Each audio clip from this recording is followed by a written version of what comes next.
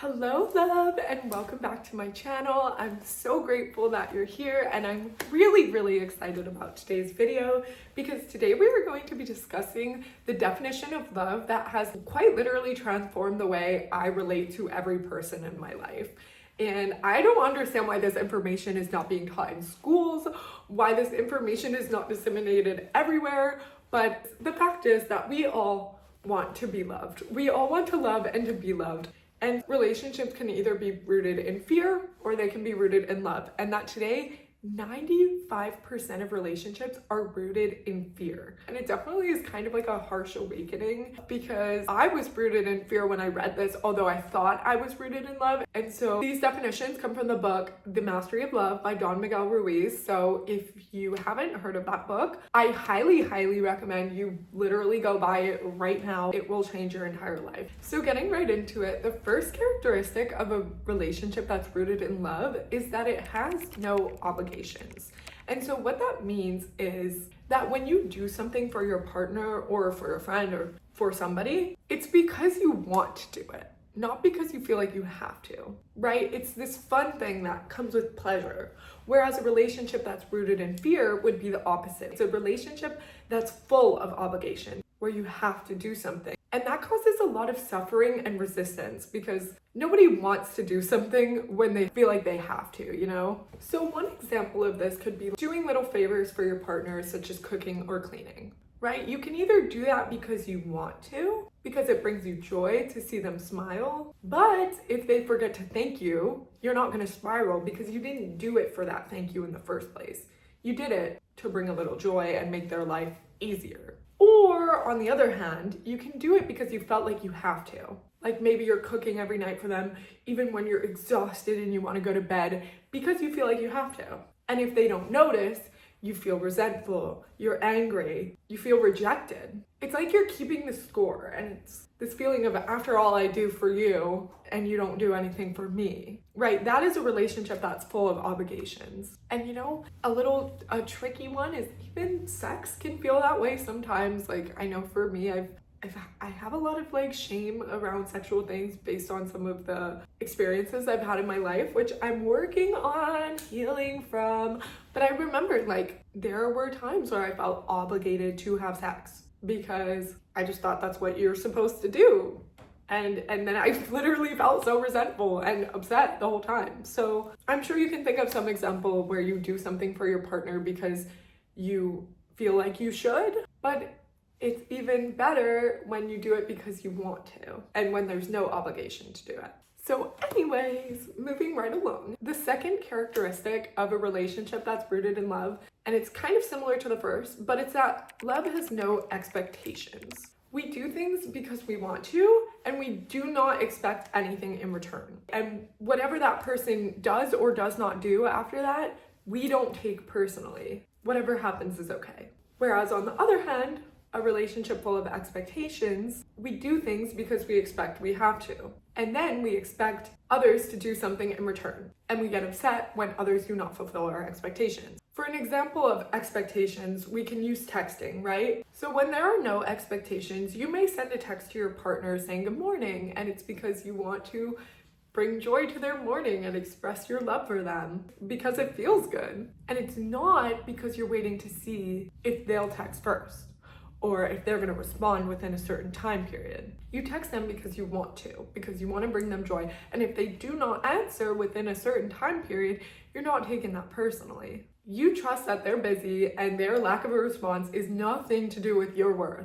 But if you're rooted in fear, you will send that text and then stare at your phone, waiting for a response. And if they don't reply fast enough, you will start to spiral, asking, did I do something wrong? Are they losing interest? It's like your peace depends on their response. So a good way to differentiate the two is that obligations are kind of how you feel about what you're supposed to do, and expectations are what you expect about them. They're very similar, but I hope that makes sense. Moving right along, the third characteristic for a relationship that's rooted in love is that it's ruthless and it's based on respect. And so what that means is that there is no pity, right? You do not feel sorry for anyone, but you do have compassion. So it's kind of like if you say, I love you. I know you can make it. I know you're strong enough, intelligent enough, capable enough to make your own choices. And if you fall, I will give you my hand and I will help you right up, but then say to you, go ahead, I know you can do it. Whereas on the other hand, a relationship in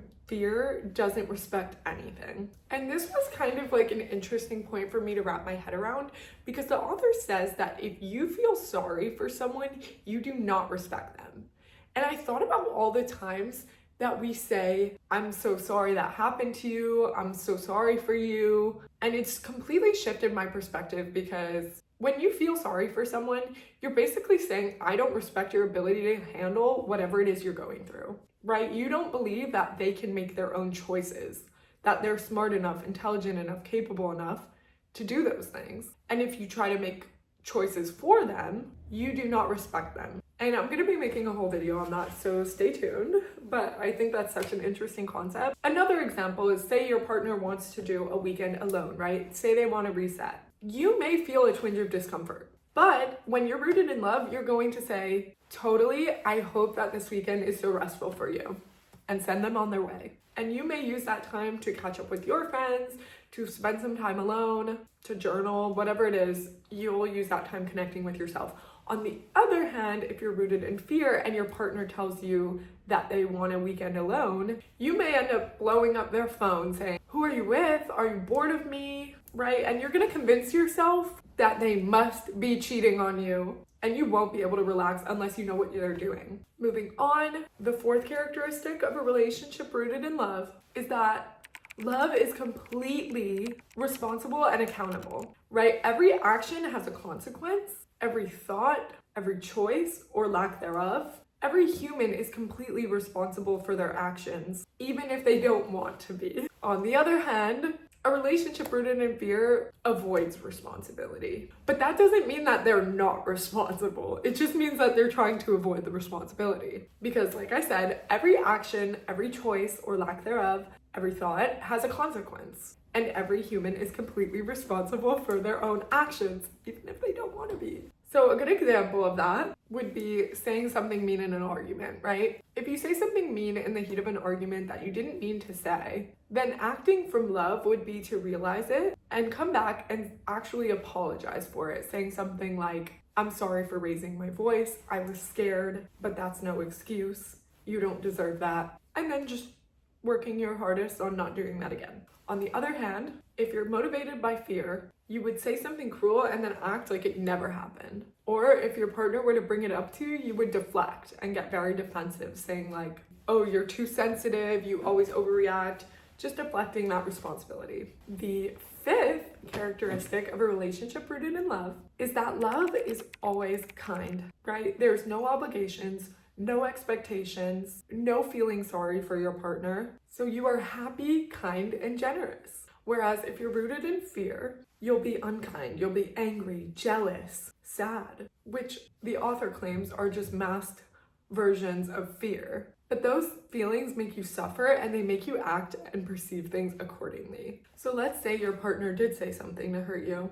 If you're rooted in love, yes, you may be upset, but you still choose to communicate gently. You might tell them, I'm hurt, but I still love you. Let's figure this out. Kindness stays even when you're in conflict, whereas if you're rooted in fear, you're upset, so you withdraw affection, or you use words to punish them back. You want them to feel your pain instead of understanding it. And this one really hit particularly hard for me because I don't want to blame people in my life, but there were certain people growing up where if I did something wrong, they wouldn't say I love you to me. And so then when I got in a relationship and I was upset, I wouldn't say I love you. And oh gosh, this man is the sweetest angel on the earth. He was so healthy. And he would be like, well, just because we're upset doesn't mean we don't say I love you.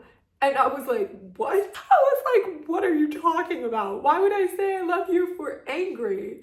And that took me so long to have to work through and change, because I thought because I was angry, I needed to, like, I didn't think like, oh, I'm punishing you, but that was just how I was wired to act. So that was a tough one to change. But now I know that even when I'm upset, you know, anger is just a tool to manipulate, which is terrible. And you don't need to get mad at yourself or blame yourself for these things. We were born into this. We've seen it played out on our media, with our parents, with everyone around us. But it's okay. You just have to like recognize these things in the moment and ask, okay, am I acting out of love or fear right now?